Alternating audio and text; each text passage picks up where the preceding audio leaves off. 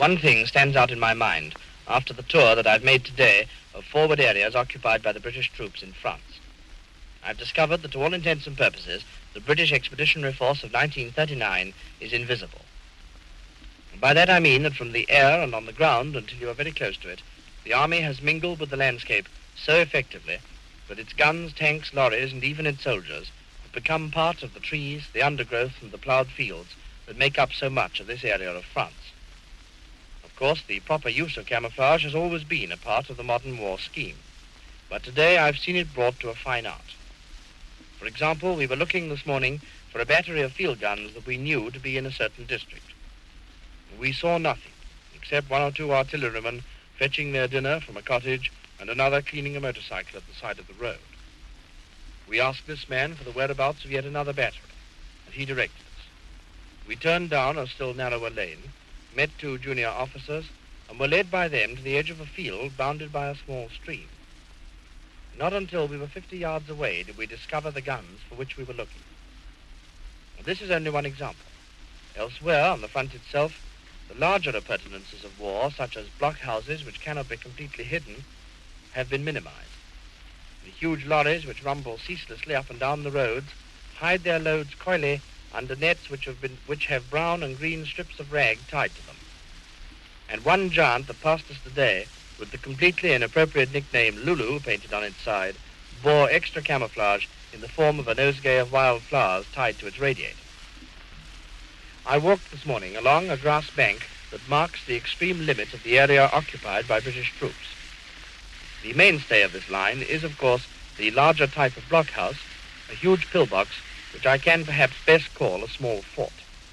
It has walls which render it proof against practically any form of direct hit, steel doors and shutters of the greatest strength, and apertures for its guns which give a wide field of fire. From inside, I looked this morning over the whole area by periscope. In this case, an instrument that shows so little of its exposed length as to be almost immune from any shelling or bombing. The crew of such a fort have water pumped from the ground and a generous supply of food. They can live and sleep inside indefinitely, but according, of course, to the amount of rations provided, and they can put up a withering blast of fire that may yet come as a nasty shock to enemy tank officers. There are smaller editions of this type of fort which can be manned by a handful of men, and which are equipped with anti-tank guns. Much has been written already in the style that you will remember, or many of you will remember, from the last war. You know already the stories about the British Tommy, his songs, his mastery of the French language, and his ability to rough it with a sort of grim cheerfulness that makes him the wonder and the despair of his French colleagues. I had thought that it would be possible to avoid writing in that strain, to confine myself strictly to the purely technical military aspect of this campaign. But now, in this first dispatch, I surrender. For I and my colleagues have come back to our billets tonight impressed to the point of amazement by the cheerful optimism of the British Army. Men of every rank have spoken to us in terms that make it impossible for us to be mistaken. From the colonel on the staff to the PBI, if those of you who know the expression will excuse it, squatting over a smoky wood fire, cooking a great pile of sausage meat buns with faces as solemn as owls, there is the same feeling. These people don't think they'll win, they know it. I shall sleep easily in my billet tonight, although it isn't very far from the center of things.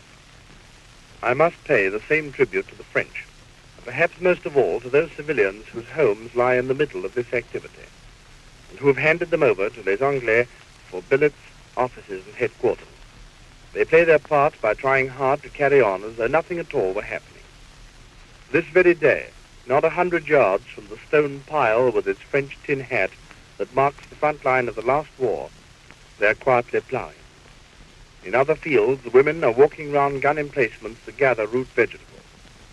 And in at least one village that I passed through today, a woman has donned her best black fur coat and over it a huge satchel to carry on the delivery of the post to her friends and her neighbors.